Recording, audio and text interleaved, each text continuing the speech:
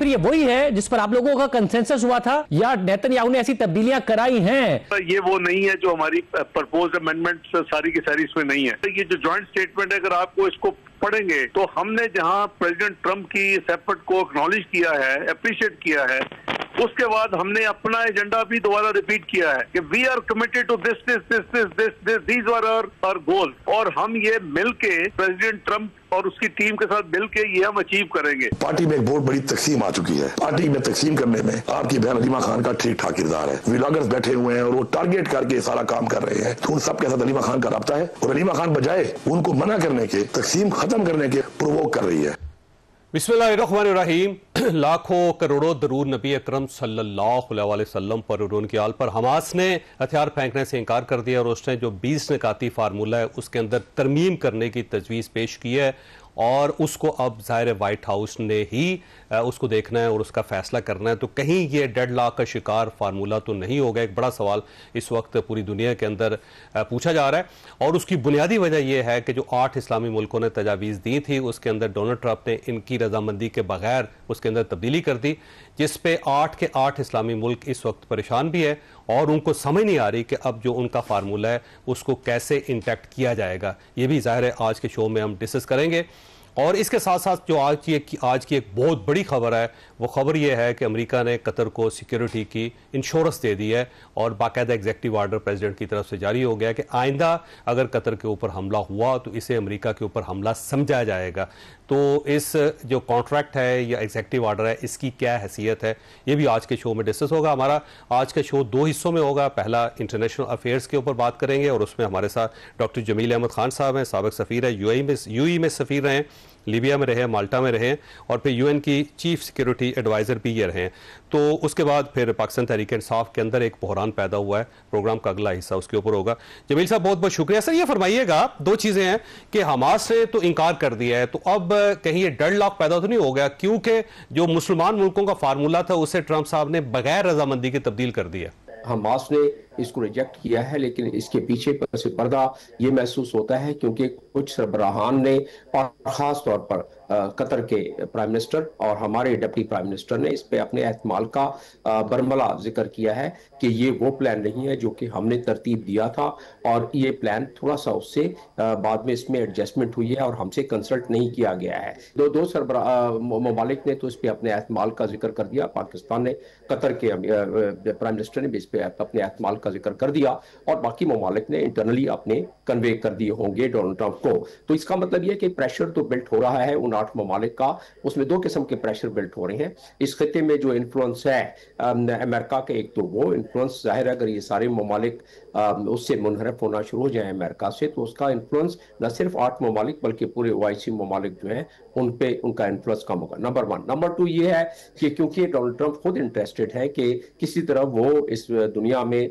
अमन के दाई जाने और पहचाने जाएं, और नोबेल प्राइज के भी वो कैंडिडेट हैं, हमने उनको रिकमेंड किया है, किसी और वजह से किया है, लेकिन बहरहाल गाजा की वजह से भी वो चाहते हैं कि उनका नाम सरे फहरिस्त आ जाए। नेतन्याहू ने उनको किया है, लेकिन अब सवाल ये पैदा होता है कि ये तब्दीली किस तरह आ गई। जैसा मैं जिक्र कर रहा था कि ये उसमें टोनी ब्लेयर बैठे रहे वहां व्हाइट हाउस में, और जेरी कुशनर, और उसमें इजरायली लॉबी पसे पर्दा उसने काफी काम किया, और उसकी वजह से कुछ उसमें इब्हाम छोड़ के दोबारा इसको रिवाइज करके फिर नेतन्याहू ने इसको एक्सेप्ट किया। अब नेतन्याहू की जो मजबूरियां हैं इंटरनल, वो बाद में बात इशू ये है सर कि जो मुसलमान वर्ल्ड है ना सर, मुस्लिम वर्ल्ड है, उसके 2 मुतालबात थे जिनको साइडलाइन कर दिया गया। एक तो फ़लस्तीन की आज़ाद रियासत, और ये जो फार्मूला अभी पेश किया जा रहा है उसके अंदर इस किस्म की कोई चीज़ शामिल है ही नहीं। दूसरा ये है कि इसराइल को गज़ा को मुकम्मल तौर पे खाली करना पड़ेगा, और शायद मगरबी किनारा भी, तो मगरबी किनारे का जिक्र ही नहीं है, और गज़ा से मुकम्मल तौर पर फ़ौजों की वापसी ये भी उसके अंदर नहीं है। तो अगर दोनों मुतालबात मुस्लिम वर्ल्ड के नहीं माने जाते तो फिर इस अकॉर्ड का तो कोई फ़ायदा नहीं होगा, इस समझौते का कोई फ़ायदा नहीं होगा। फिर नहीं तो मुस्लिम वर्ल्ड उस वक्त कहाँ थी जब ये तरतीब दिया जा रहा था। उस वक्त तो वेस्ट बैंक का जिक्र उनको करना चाहिए था उसमें, और कोई उसका जिक्र नहीं आया ज्वाइंट प्रेस कॉन्फ्रेंस से पहले भी, उसके बाद भी। और आज जब हमारे इसने कतर के अमीर ने और कतर के प्राइम मिनिस्टर ने जिक्र किया, उसमें भी उस वक्त उसका जिक्र नहीं। असल बात क्या थी? असल बात ये थी कि तय ये हुआ था कि इजराइल उधर से कंप्लीट विड्रॉ करेगा। इजराइल ने उसमें इनकार इसलिए कर दिया विड्रॉ करने से, कहते कि अगर हमने विड्रॉ किया तो वो कंडीशंस के तमाम जो कंडीशंस दिए हुए 18 पॉइंट्स 19 पॉइंट, वो पहले जब पूरे हो जाएंगे उसके बाद कितने साल लगते हैं ये ओपन एंडेड है। कौन डिसाइड करेगा कि वायलेशन हो रही है? ये ओपन, न सिर्फ ओपन एंडेड है, इसका वीटो पावर नेतन्याहू को है। अगर उसको कहीं एक राइफल भी नजर आ जाए या कहीं प्लांट कर दी जाए गाजा में, तो ऐसी सूरत में वो वापस अपनी फौजों को पैरामीटर पे कहेगा। अगर हमने विड्रॉ भी कर लिया तो हम गाजा के पैरामीटर्स पे अपनी फौजों को तैनात रखेंगे। तो दरअसल ये शुरू से बात तय थी। और ये फरमाइएगा खान साहब, ये फरमाइएगा कि एक और हमास की तरफ से मुतालबा किया गया है कि हमें ये गारंटी दी जाए कि जब हम गजा को खाली करेंगे या जंग बंदी होगी तो हमारे जो लोग हैं उनकी टारगेट किलिंग नहीं होगी, ना मुल्क के अंदर ना मुल्क से बाहर। तो ये गारंटी कौन करेगा? क्योंकि इसराइल इस मामले में बड़ा बदनाम है कि वो बाकायदा पीछा करके 10-10 साल पीछा करके उन लोगों को ट्रेस करके कत्ल करता है।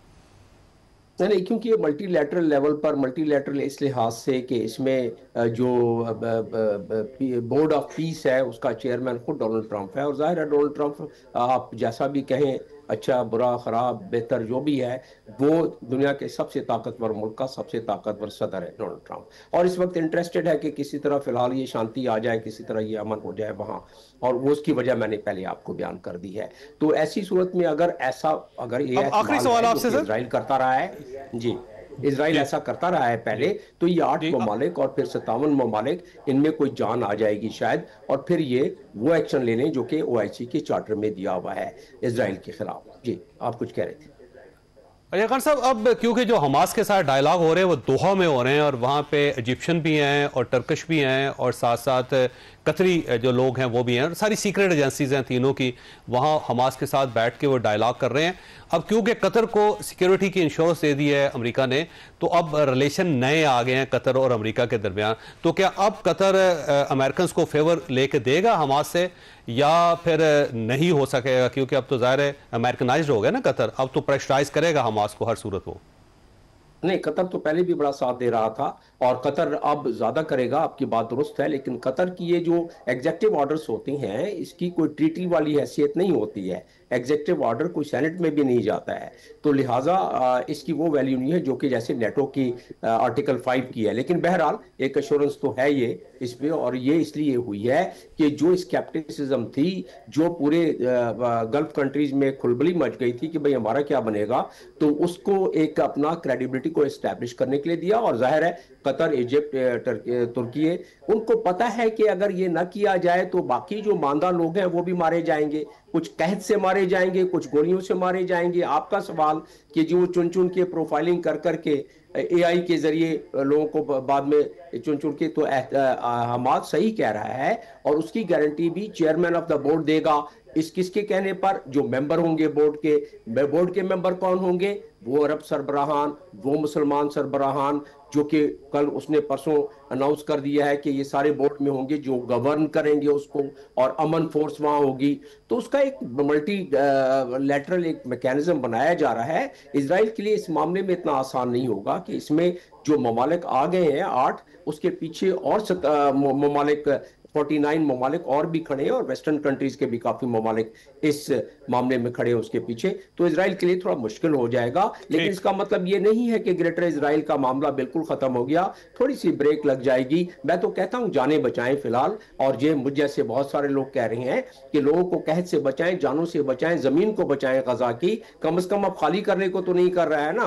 पहले तो कह रहे थे कि सारे इधर से निकल जाओ, रिवेरा ऑफ मिडिल ईस्ट हम इसको बना देंगे। अब उससे तो कम से कम जान छूट गई है, तो कुछ ना कुछ बहरहाल हुआ है।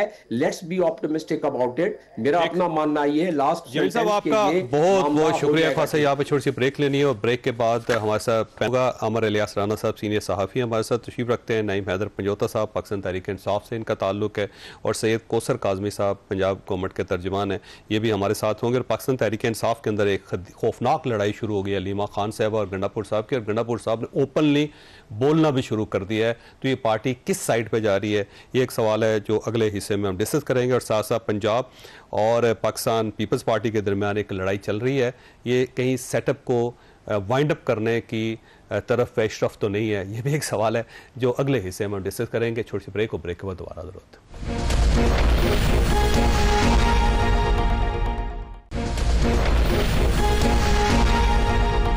प्रोग्राम में दोबारा खुशामदीद। राना साहब, क्योंकि आप न्यूयॉर्क में थे और ये सारा एक कार्ड आपके सामने हो रहा था, तो मैं एक सवाल इस रेफरेंस से भी आपसे पूछना चाह रहा हूँ कि वहाँ पे क्या सूरत हाल थी, और क्या मुस्लिम वर्ल्ड के जो नुमाइंदे थे वो वाकई थे कॉन्फिडेंट कि जी हम ये करवा लेंगे अमेरिका से या इसराइल से?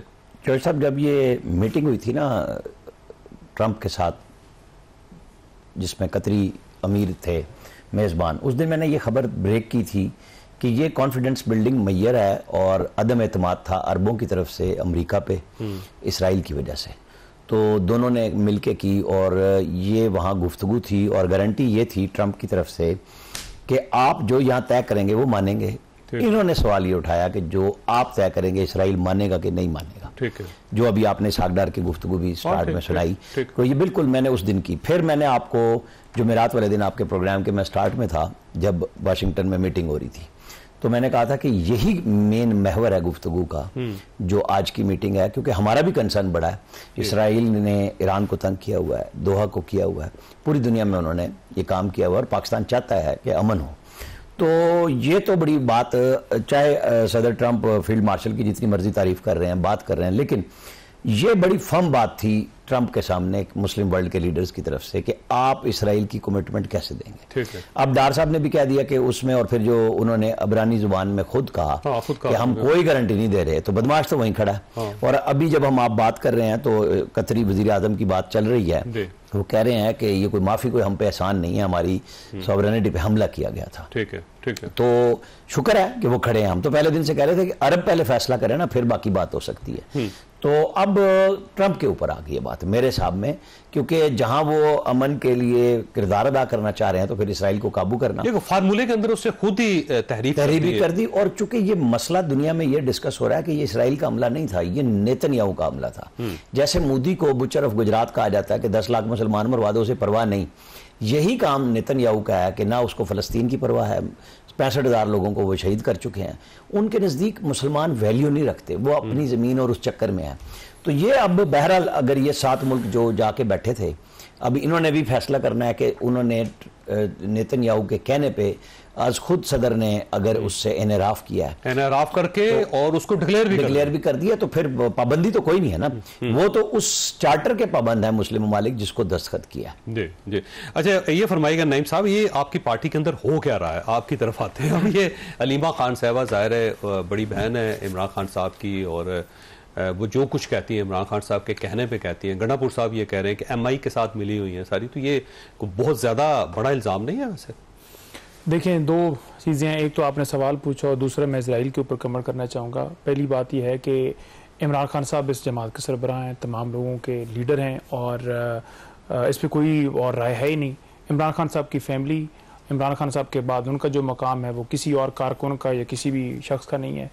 नंबर 3, अली अमीन जो है वो इमरान खान साहब की तरफ से लगाए गए हैं। जब वो उन्हें हटा देंगे तो डेफिनेटली लोग जिसको लगाएंगे उसके साथ खड़े होंगे, हम तमाम लोग उसके साथ खड़े होंगे। जिसका जो ओहदा है पार्टी के अंदर वो खान साहब की तरफ से, आज खान साहब को तमाम हकायक का पता चला है, और उन्होंने जो मैसेज या जो इन्फॉर्मेशन पहुंची अब तक यही पहुंची है कि ये तमाम इख्तलाफात जो हैं ये ख़त्म करें, क्योंकि ये चीज़ें सोशल मीडिया के ऊपर नहीं आनी चाहिए। और मैं समझता हूँ कि बड़ा अनफॉर्चुनेट है कि इस तरह इस मौके के ऊपर कि जब ऐसी सूरत हाल है, पाकिस्तान में अमन का मसला है, मैशत का मसला है, इसराइल वाला मामला चल रहा है, तो ऐसी सूरत के अंदर हमें उस चीज़ से फोकस हटा के इन चीज़ों के ऊपर। गंडापुर साहब ने गलती की है, उनको नहीं करना चाहिए थी। नहीं, मैं समझता हूँ कि बिल्कुल कोई भी चीज़ नहीं होनी चाहिए थी, ना किसी की तरफ से। 2 घंटे शिकायत लगाई, और बाहर आके उन्होंने वो एक वीडियो देखिए असल में जो खैबर पख्तूनख्वा के अंदर जब जलसा हुआ पेशावर के अंदर, तो वहाँ जो वाक़या सारा पेश आया, उसके बाद ज़ाहिरी बात है कि एक गुस्सा, लोग भी इधर उधर से बातें वो हीट देने वाले होते हैं, जी उसका कसूर है, इसका कसूर है, उन्होंने जाकर बात की, उसके बाद उन्होंने आकर बाहर बात की,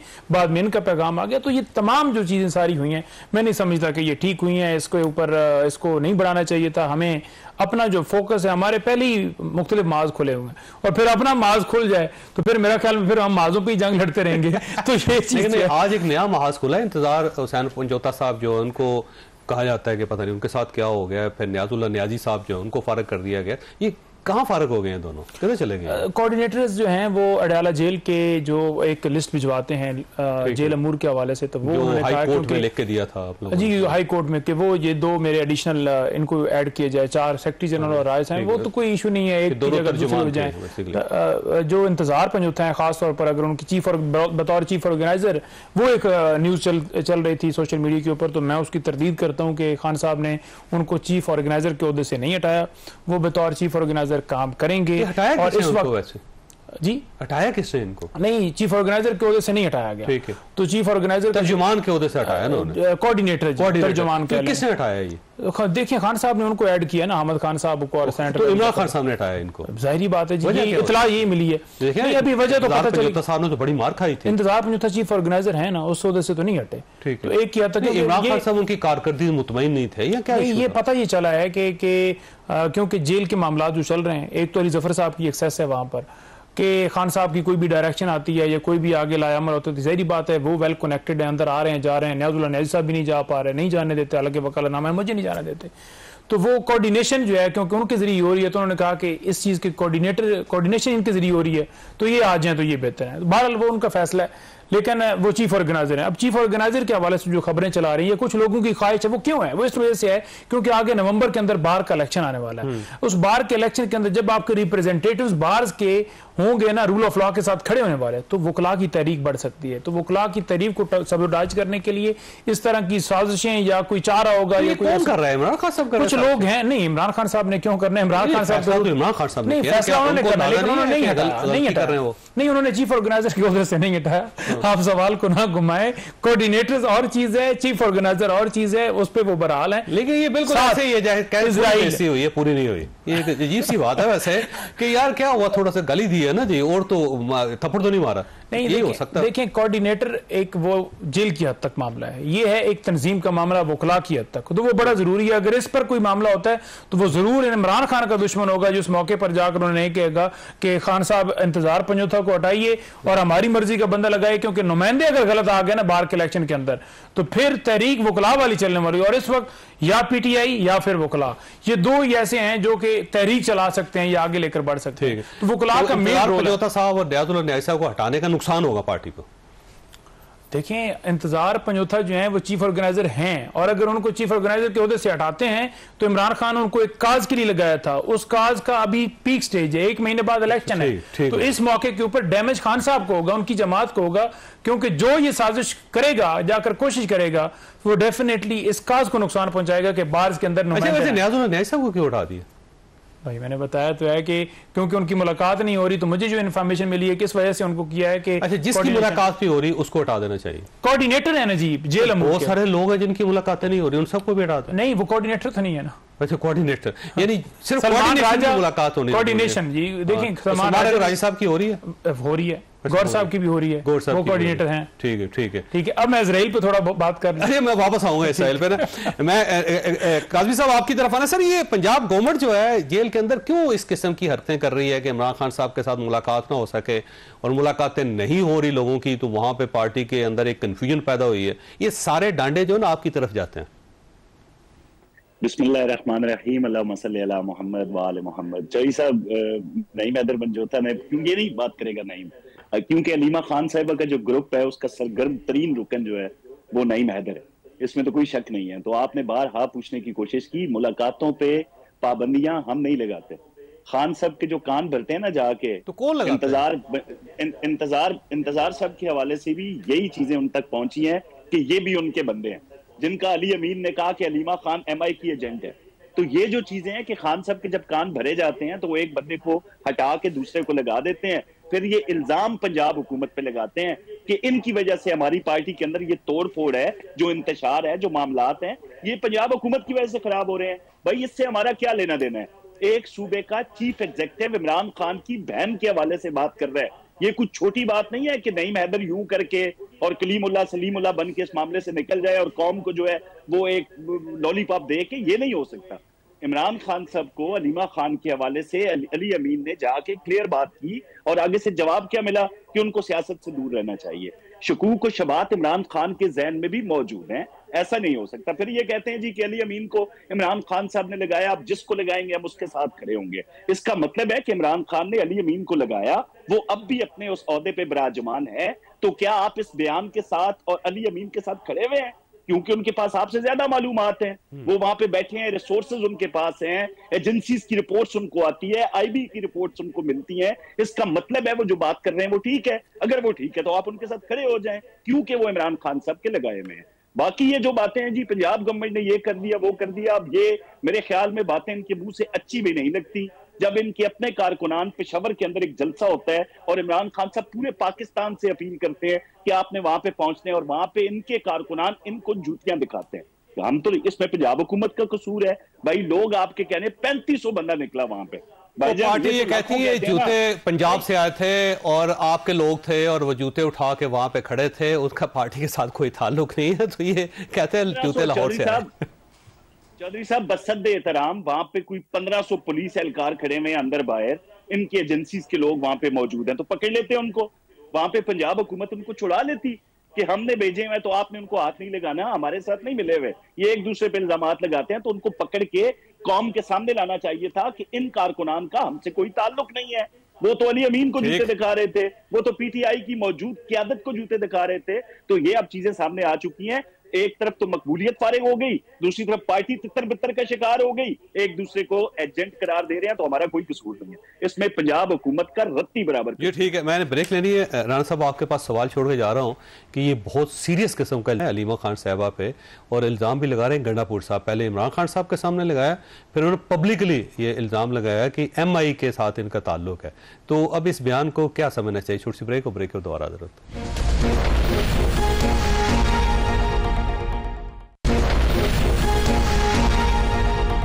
प्रोग्राम में दोबारा खुश आमदीद। राणा साहब, ये वैसे जो बयान है गंडापुर साहब का, पार्टी तो ये कह रही है कि ऐसे ही ज़्यादा सीरियस इसको लेना चाहिए, लेकिन ये मुझे सीरियस लग रहा है क्योंकि अलीमा खान साहबा जो बहन है इमरान खान साहब की, हफ्ते में 2 बार वो आती हैं अपने भाई से मुलाकात करने के लिए।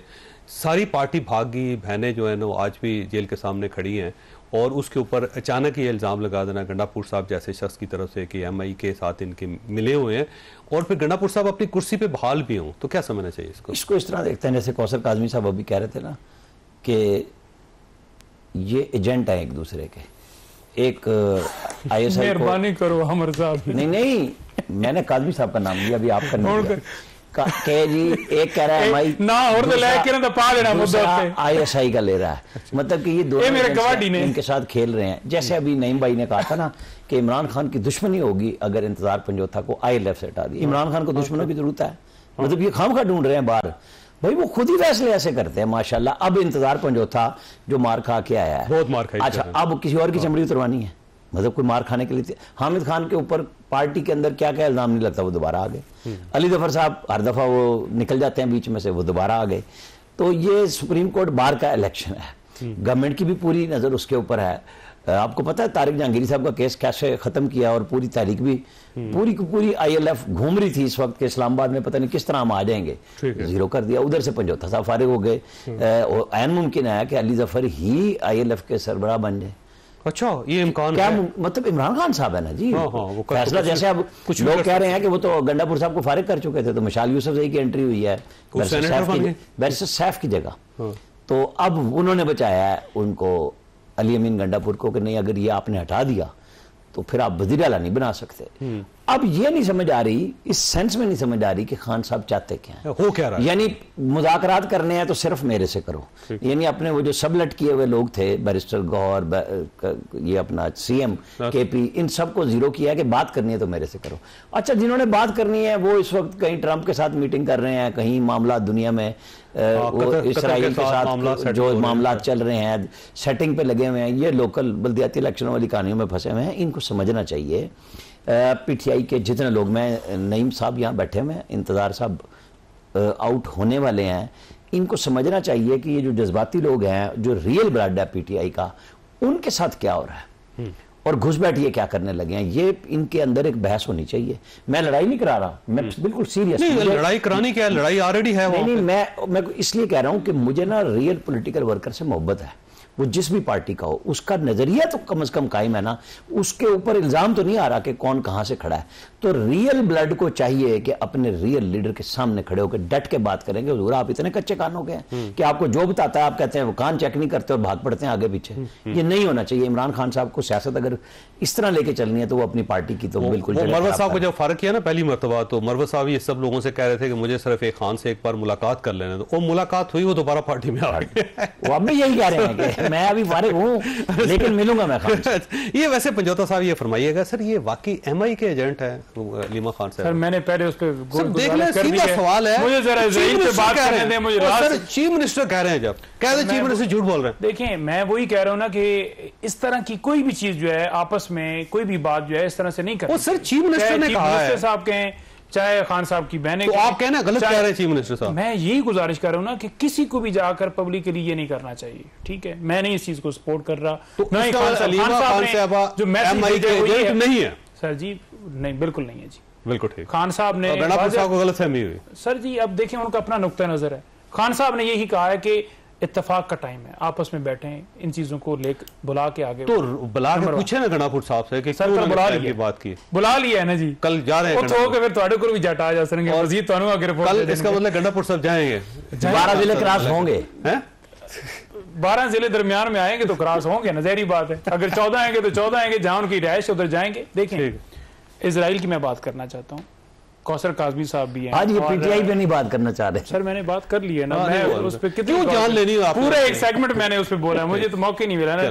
देखें, मामला ये है कि जो ये मुआहदा है, अमन मुआहदा, ये अमन मुआहदा ऐसा है जो इजराइल अमेरिका देता है और फलस्तीन जो है उसके ऊपर बगैर उसकी राय लिए पाकिस्तान पहले कह देता जी हम आपके साथ हैं जी, इस मुआहदे को। तो मुआहदा कौन सा हुआ है? नंबर 1 अभी हुआ ही नहीं, मुआहदा हुआ नहीं है ना, मुजवजे को आपने सपोर्ट कर दिया ना, आपने 8 मुल्कों ने किया है, 8 मुल्कों ने गलत किया है। और यही ट्रंप कह रहा था कि ये हमारी जो सेटलमेंट है जो हम सारा कर रहे हैं और आपको सरप्राइज, पाकिस्तान अकेले ने किया होता फिर एतराज, पाकिस्तान ने अब अकेले ने ट्रंप को अवार्ड भी अनाउंस किया था, साथ इजराइल ने किया था। उस वक्त भी किसी ने कहा नोबेल इनाम के लिए वही बात है ना, नेतन्याहू की तस्वीर इधर आप चला रहे हैं, यहाँ स्पीचेस चल रही हैं, यहाँ उसकी तकरीरें चल रही हैं, चलाए ना इमरान खान की भी, जो अडयाला जेल में पाबंद इस कौम की खातर, जिन्होंने वोट दिए 8 फरवरी को, 80-90% अवाम जिसके साथ खड़ी है। पाकिस्तान के लोगों को आप गद्दार बनाकर उन्हें कह के ये इजराइल का एजेंट है और इजराइल के साथ आप जाकर बैठ गए। अब उस मुआहदे की आप शिक्के पढ़ें, वो शिक्के पढ़ के मैं हैरान हो रहा था। मसला ये है कि उसको पाकिस्तान से पहले जो बॉर्डर लाइंस हैं उसके मुताबिक अगर फलस्तीनी रियासत कायम होती है तो हम फलस्तीन पहले इत्तेफाक करें ना। आप कौन होते हैं? पाकिस्तान की अपनी पोजीशन वही है। पोजीशन क्या है? पोजीशन ये है कि ट्रंप और नेतन्याहू दोनों कह रहे हैं कि अगर आप ये मुआहदा तस्लीम नहीं करेंगे तो फिर हम अपना काम जारी रखेंगे और 3 दिनों का ये टाइम है। 3 दिन कुछ कहना हमास को कहा है ना, तो हमास कौन है? ठीक है, हमास वो मुसलमान है ना, हमारे भाई हैं जिनके लिए हमें बोलना चाहिए, जिनके लिए हमें खड़ा होना चाहिए, जिनके लिए हमें एहतजाज करना चाहिए, जिनके लिए सेनेटर मुश्ताक निकलते हैं तो पाकिस्तान हुकूमत उठा लेती है। आज जिनका चेहरा सामने आ गया। 21 के अंदर यही जब बात हुई थी कि अरब ममालिक किस तरह से जाते हैं, इस वक्त हमास का केस लड़ रही है, गजा का, लेकिन उनको टेररिस्ट ऑर्गेनाइजेशन भी बनाया गया, जैसे टीटीपी है, जैसे बीएल है। ये पीटीआई उधर ही घुस जाती है, मुझे नहीं समझ आ रही। मैं एक बात करता हूँ, कोई नहीं, प्राइम मिनिस्टर शहबाज शरीफ ने जब यूएनओ में तकरीर की जनरल असम्बली में ट्रंप की मीटिंग के बाद, उनका बिल्कुल कोट एंड कोट है कि पाकिस्तान इसराइल के साथ फलस्तीन की रियासत 1967 की सरहदों से पहले, जिसमें ये पाकिस्तान की पॉलिसी स्टेटमेंट है। उसके अंदर आप कहां से ढूंढ रहे हैं कि हम पाकिस्तान इसराइल को तस्लीम करने जा रहा है? ये ट्रंप की मीटिंग के बाद की बात है। फिर अभी आपने प्रोग्राम के स्टार्ट में इसहाकडार को सुनाया कि हम उस चीज के पाबंद है जो हमने लिखा, जो उन्होंने तरमीम की है तो हमारे उसके ऊपर तहफुजात हैं। तो ये तो अभी फिलहाल तो वो बकौल शेर अफजल मरबत वाला काम तो बढ़ गया ना, जब दोबारा बैठना पड़ेगा, कुछ करना पड़ेगा इन्हें कि भाई इस तरह नहीं हो सकता। आप कत्लेआम कर रहे हैं, किस तरह देखे ना हमास पे, आज भी 55 लोग मार, मैं पहले दिन से कह रहा हूं होगी जी, बहुत अच्छी ऑर्गेनाइजेशन होगी। 65,000 शुहदा का जवाब ईरान देगा या हमास देगा? देखिए, सिर्फ ईरान ने हमास की हमायत की, हमास ने एक हमला किया, उसके बाद से गायब है यरगमालियों को लेके। वो जो 65,000 लोग शहीद हो गए, उसका कोई जवाब है? आपके पास कोई फार्मूला था कि हम ये हमला करेंगे और हम ये कर लेंगे? उसका कोई जवाब नहीं। उर्दन और मिस्र बॉर्डर पे बैठे हैं, ना फलस्तीनी महाजिर लेते हैं ना रोटी पहुंचाने देते हैं। अच्छा, यहां पे पेट में दर्द इतना ज्यादा हो गया, यहां से इन सबको दें। वो कल भी बात हो रही थी, सारों को कहीं जाके फलस्तीन में लड़ लो, मकबूजा कश्मीर में जाना चाहिए वैसे यार। नईम साहब, क्या है आप वहां पे? ये अपने लीडर के लिए तो बाहर आते नहीं। पंजाब वाले गजा के भाइयों के लिए हम निकले सड़कों पर, हमारे ऊपर लाठीचार्ज किया गया। पाकिस्तान की सड़कें, और वहां जाए ना सर, यहाँ पाकिस्तान का क्या? देखें, हम तो वहां भी जाने के लिए तैयार हैं, कम से कम ये हम तो वहां भी जाने के लिए तैयार हैं। लेकिन जो मुल्ले थे, जो मौलवी थे और जो मौलवी अजमल के सहूलतकार थे, आज वो सारे इजराइल की गोद के अंदर बैठ गए। तमाम हकायक लेकर आई है ना। ये कहा जा रहा है उस मायदे के अंदर कि जो फलस्तीन है वो अपनी तमाम सुरंगें, अपने तमाम जो हथियार तैयार करने के उनके कारखाने हैं, उनको तबाह करे। उसके बाद जो है हम आगे बढ़ेंगे और तमाम कैदियों को रिहा जा रहा है। कौन सा क्या इजराइल ने कहने दे, जब मानेंगे उस वक्त एतराज डेफिनेटली करेंगे। मैंने पार्लियामेंट नु लिया, पाकिस्तान की अवाम नु लिया, और पीपल्स पार्टी वाले कह रहे हैं कि सानू इतमाद विच नहीं लिया गया, वो इख्तिलाफ कर रहे हैं कि गलत ने रल गए नहीं होना चाहिए। वैसे पार्लियामेंट में जाना चाहिए। काज़मी साहब, आपके पास सवाल छोड़ के जा रहा हूं कि पीटीआई का इशू क्या है जी? ये लड़ क्यों रहे हैं आपस में? छोटी सी ब्रेक के बाद दोबारा जरूरत।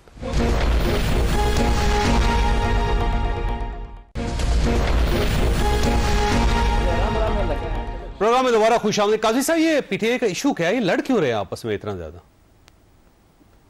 जौहरी साहब, अभी नईम हैदर मेरे भाई ने कहा कि भाई सोशल मीडिया के ऊपर, टीवी के ऊपर एक तरफ नेतन्याहू को आप दिखा रहे हैं लेकिन इमरान खान को नहीं दिखा रहे। उनकी आजादी तहरीर और तकरीर और पता नहीं क्या क्या उन्होंने कह दिया, एतराज किया उन्होंने। भाई उस इमरान खान को दिखाएं कि जो ये मार्का हक से पहले 10 से पहले की बात कर रहा हूं, 10 मई से, एक तरफ IMF को खत लिख के सिविल नाफरमानियां चला रहे हो, बेमानियां चला रहे हो, अमेरिका के अंदर कहानियां चला रहे हो अजीब किस्म की, ताकि मुल्क जो है वो जो दिवालियापन के करीब था उसको मजीद गड़े में फेंका जाए।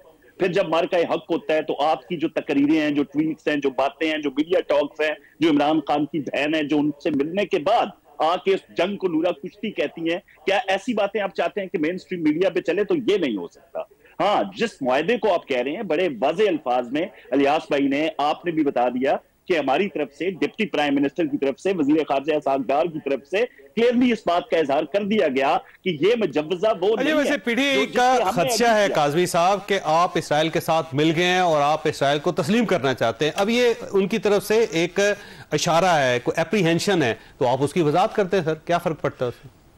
बड़ी वजाहत क्या होगी कि डिप्टी प्राइम मिनिस्टर वजीर खारजा बैठ के मीडिया टॉक के अंदर पूरी कौम को बता रहे हैं कि जिस तरह की बातें फैलाई जा रही हैं, जो झूठ और बहतान से काम लिया जा रहा है, ऐसा कुछ नहीं होने जा रहा। ये मुजव्जा वो है ही नहीं जिस पे हम एग्री हुए थे, जिस पे हम राजी हुए थे, जिससे हमने ये माना था कि वो जो खून और खून में नतपत रोज फलस्तीनी बच्चे और शहरी दिखाए जाते हैं, शायद उनको थोड़ा रिलीफ मिल जाए, थोड़ा वक्त मिल जाए, दुनिया बैठे और इस मसले का एक मुस्तकिल हल निकाला जाए। अगर इससे हट के कोई बात होगी, चाहे वो ट्रंप की तरफ से होती है, नेतन्याहू की तरफ से होती है, तो हम उसके जरा पाबंद नहीं है। हम पूरी कौम को ये बताते हैं, ये तो सियासत कर रहे हैं ना।